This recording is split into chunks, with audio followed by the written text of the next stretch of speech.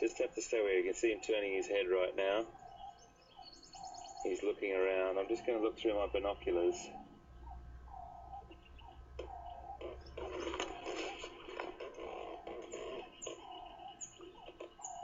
He's a beautiful creature. How magical is he? So Mvula, I haven't seen Mvula for about 2 weeks now, and this is his territory up this side. He's looking like he's waiting for an opportunity there. He's a beautiful big male, and I know he's a ways off, but he may walk this way. We're not sure what he's going to do. It depends if an animal walked down where we are, he could potentially do that. He's looking around.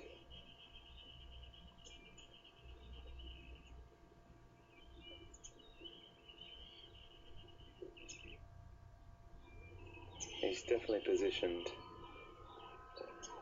and waiting for something to come. Very alert. Ears pricked. Anything that moves in that area is potential prey for him.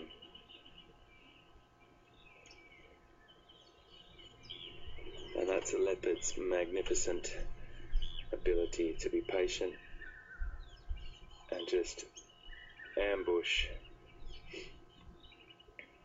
or see the prey. And the stealth of the leopard is what it's probably its most famous trait, and that way it will be able to just go undetected in those beautiful sort of shadowed vegetation there, and then get within 5 to 10 meters of its quarry, and then pounce. It's just the king and queen of stealth and stalking. Well done to Scott. That's absolutely fantastic. He's found that. That's just, what a great thing for him. He's been looking for leopard for days now, and to find this leopard.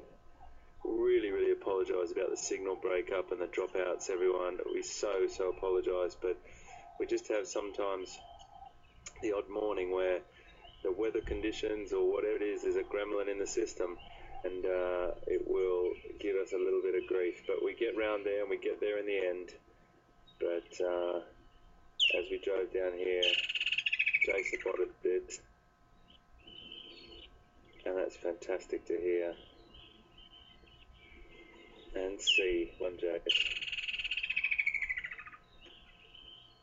So you can see how tricky that is to spot.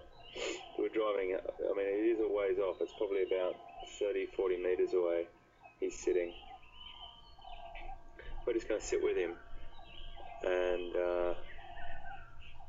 see what he does.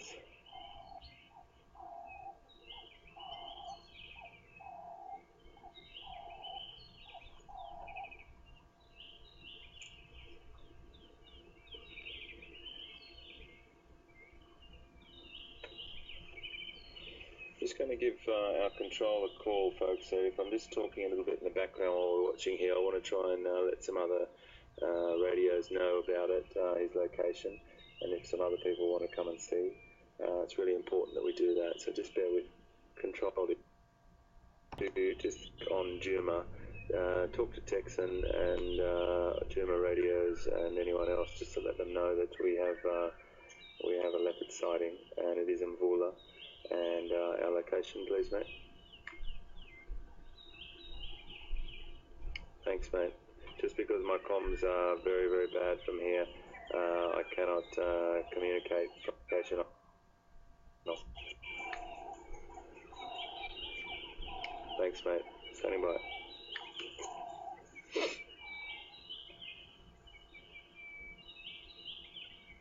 Isn't that fantastic? I'm so happy for Scott. I'm so happy for all of us. And you just sitting at home, watching, or wherever you are, virtually in the back of our vehicle with us here, to be sitting here with Mvula even though he's a way off, we're with a leopard and we're in the midst of a leopard's presence. So this to us is just what it's all about. SafariLive is about these moments where you don't know what's around that next corner. And I was trying to, Scott was calling me in to come down because his signal was not very good where we are. So he said, come down and check it out. And we just wanted to get these pictures to you. And we'll go to any length we possibly can to get these pictures to you about what's going on in the African bush here in Juma and Arathusa game reserves here in the Sabi Sands.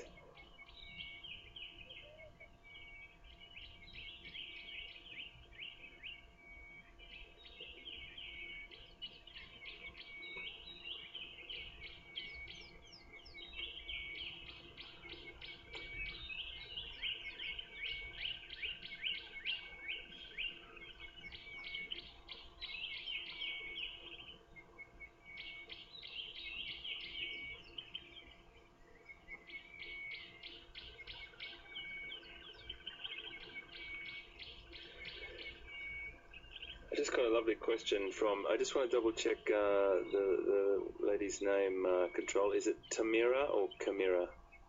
T for Tango or K for Kilo?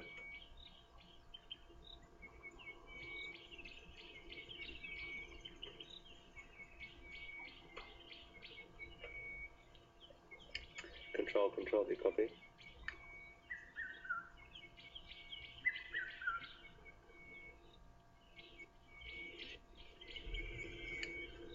Control, do you copy? Tamira in Shawnee, thank you so much, Tamira, and welcome aboard. Really great to have you with us. Of course, the more the merrier on this wonderful adventure, and it's great to have your question. Tamira wants to know what's the main differences between leopard and cheetah. Well, it's one of those things, Tamira, that someone asked a question about the difference between an Asiatic elephant and an African elephant yesterday, and it's really good because you very rarely see those animals together. You very rarely see a leopard and a cheetah next to each other, probably only if in images in a book or on an app or something like that. But the cheetah is designed for speed, very, very different size, probably taller than the leopard when it's standing, and much more sleek and streamlined. Really big, deep barrel, sort of a chest with those massive adapted lungs and running gear, and built like a sprinter, but a long distance sprinter. When I say that, I mean sprinters these days in the human world are quite massive. But if you think about a lean, mean sort of athlete, very, very sinewy but muscular at the same time, but be able to sprint at very, very quick bursts, but not for necessarily long periods of time.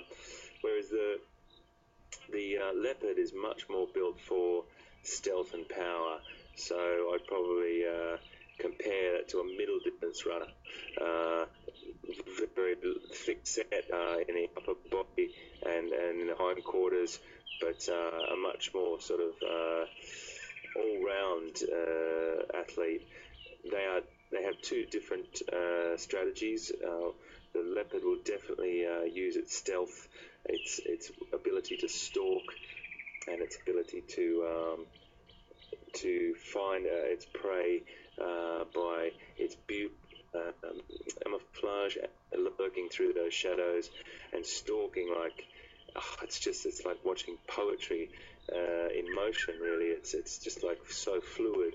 And then you look at a cheetah, particularly in its preferred habitat, when it's stalking through grassland or open savanna, and it does a very, very similar thing, very, very low to the ground, but its tool or its main attribute is its acceleration, and that acceleration can get up to 115, roughly 100 to 115 kilometers per hour, just over sort of 65 mile an hour, and burst at such a rate that not many animals can get out of that situation. There's, you have to look at a lot of the antelope that they do hunt, particularly some of the ones in East Africa, like Thompson's gazelle and Grant's gazelle, very, very fast as well.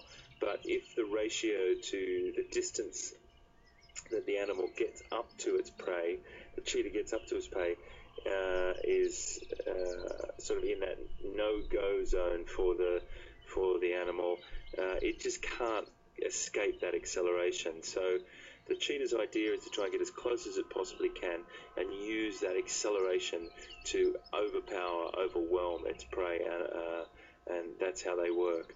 The leopard will get into that same situation. The leopard has an incredible ability as well to get away from predators by hauling its kill up a tree. Now that's a beautiful adaptation, and that just goes to show you the strength, pound for pound. The leopard is definitely the strongest and most impressive of the cats when it comes to strength. They will haul their kill up a tree and store it up there, which gets it away from predators like hyena and lion. Whereas cheetah, they don't have the ability or that strength to haul their kill up a tree.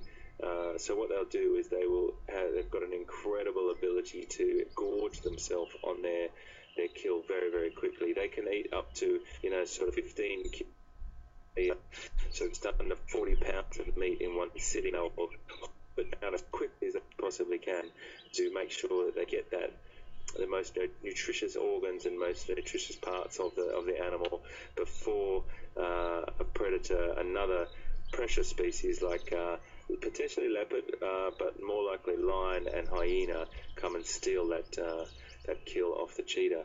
So not only those two things, but the markings are very, very different.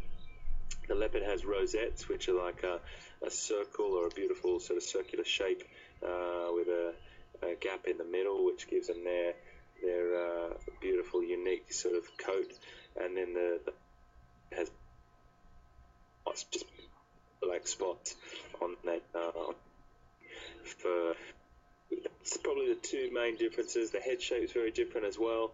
Head shape on the leopard is much more sort of blocky and muscular, whereas the leopard cheetah is much more lean. But main differences to tell you, and hopefully that sort of cleared up some ideas in your head between between leopard and cheetah. Thanks for your question. Absolutely wonderful. I think there's a lot on a lot of people's lips. Has he moved on? He's laid down flat. He's laid down flat. The camp monitoring for us.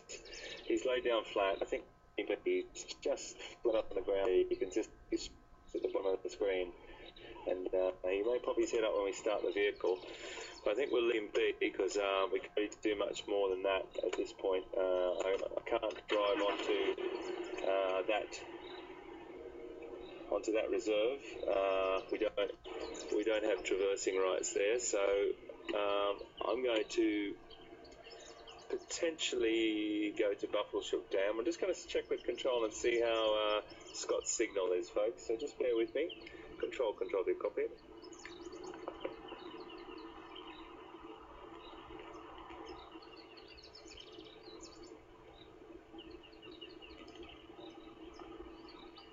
Absolutely, mate. Absolutely. That's a great idea.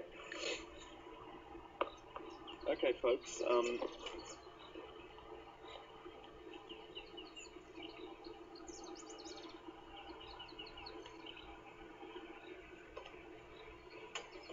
So, guys, what we're going to do now is cross to Scott and see what he's up to. I was just listening to something. This is the tracks from Gowrie Dam. So we will just have a little look around over at him,